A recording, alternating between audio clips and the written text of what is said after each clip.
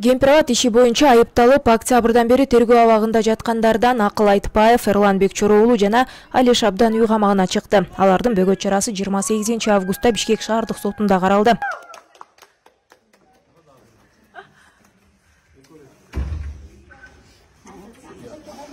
Кемпирабад иши боюнча абакта жаткан 6 киши: Жеңиш Молдохматов, Марат Баязов, Айданбек Акматов, Айбек Бузурманкулов, Кеңешбек Дүйшөбаев жана Азимбек Бекназаров ишти карап жаткан Бишкектин 1 райондук сотунун судьясы Марат Сыдыковдун аракеттерине нааразычылык билдирип 22 августтан тарта ачкачылык жарыялашкан. Тергөө абактагылар муну соттук териштирүүгө байланыштырып жаза аткаруу кызматына дооматы жок экендиктерин билдиришкен. Кыргыз-Өзбек чек арасындагы Кемпирабад суу сактагычынын жери Өзбекстанга өтүп жатканына каршы пикирин ачык билдирip чыккан 30га жакын белгилүү саясатчы, активист былтыр октябрда Бишкектеги кафелердин биринде болгон жолугушуудан кийин кармалып, тергөө абагына камалган. Кийин алардын айрымдары үй камагына чыккан. Милиция аларды бийликти басып алууга аракет кылган деп айыптап жатат. Кылмыш иши жаза кодексин жапырт башаламандык уюштурууга аракет көрүү, бийликти күч менен басып алууга даярдык көрүү беренелеринин негизинде тергелүүдө. Айыпталгандар бийликти сындагандыгы үчүн куугунтукка кабылгандыгын айтышууда.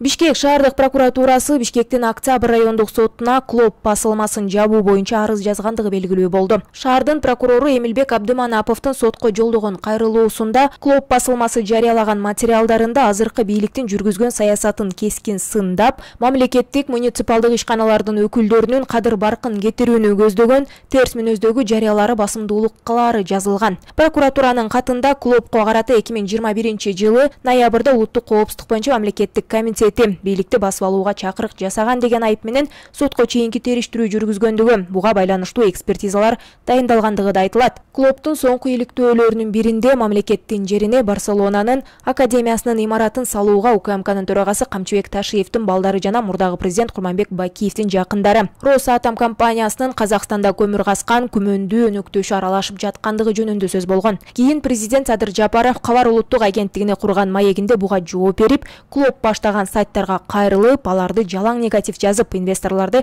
качырып жатат деп айыптаган.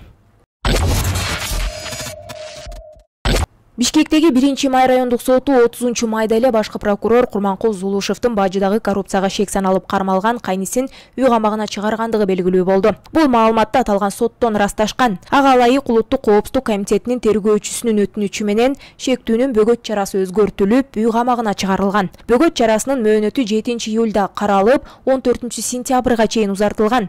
Улуттук коопсуздук боюнча мамлекеттик комитети буга байланыштуу азырынча түшүндүрмө бере элек. Атайы кызмат ушул жылдын март айында бажы кызматынын 6 жооптуу кызматкери жана жеке компаниянын 3 өкүлү коррупцияга шек саналып кармалгандыгын билдирген. Алар Кытайдан товарларды мыйзамсыз ташып келген туруктуу канал уюштуруу алгандыгы кабарланган. Кармалгандардын арасында башкы прокурордун бир тууган кайниси да болгон. Ошондой эле Жогорку кеңештин депутаты Надира Нарматованын уулу дагы бардыгы тууралуу маалыматтар чыккан. УКМКнын төрагасы Камчыбек Ташиев 26 майда Зулушевдин кайниси бар экендигин бышыктап, мамлекетке келтирилген зыяндын көлөмү аныкталгандыгын билдирген.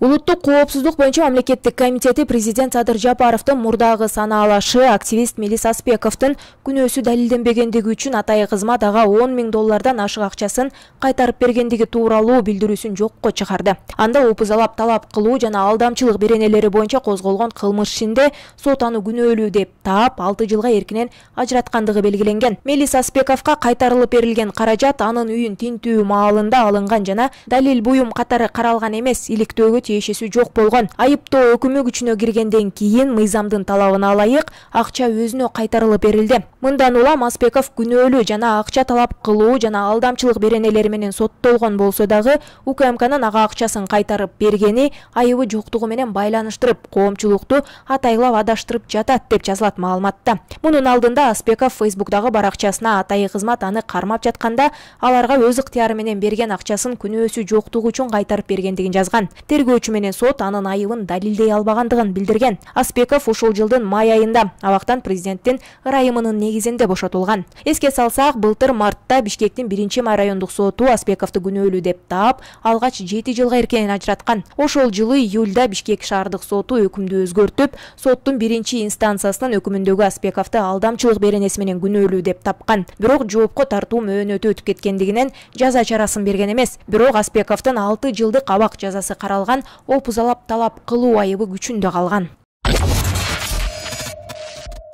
Чүйдө ондогон гектар жерди мыйзамсыз бөлүштүрүп сатууга шектүү 26 адамга козголгон кылмыш иши тергелип бүтүп сотко жөнөтүлдү. Бул тууралуу 28 августта Чүй облустук милициясынын басма сөз кызматы билдирди. Мекеменин маалыматына караганда, Сокулук районунда кадастр мекемесинин аймактык бөлүмүнүн, архитектура мекемесинин жана айыл өкмөттүн жооптуу кызматкерлери кармалып, жалпысынан 26 адамга кылмыш жаза кодексинин коррупция беренеси менен иш козголгон. Алар жер тилкелерин мыйзамсыз бөлүштүрүп сатуу боюнча туруктуу байланыш түзүп алышкан деп шек саналууда. 2011-жылдан бери Сокулук районунун кадастр жана архитектура мекемелеринин Новопавловка айыл өкмөтүнүн кызмат адамдары кызматтык абалынан кыянаттык менен пайдаланып, өзүнө пайда көрүү максатында Сокулук районунун Ак Ордо жаңы конушунда жайгашкан 2 кварталдын башкы планын атайлап туура эмес маалымат киргизип, натыйжада кошумча 43,2 гектар жер тилкесин бөлүп, аны 5 сотуктан бөлүштүрүп, 614 кишиге жеке турак жай куруу үчүн сатып жиберишкен. Ошентип алар мамлекетке өзгөчө ири өлчөмдө материалдык зыян келтиришкен деп жазылат билдирүүдө.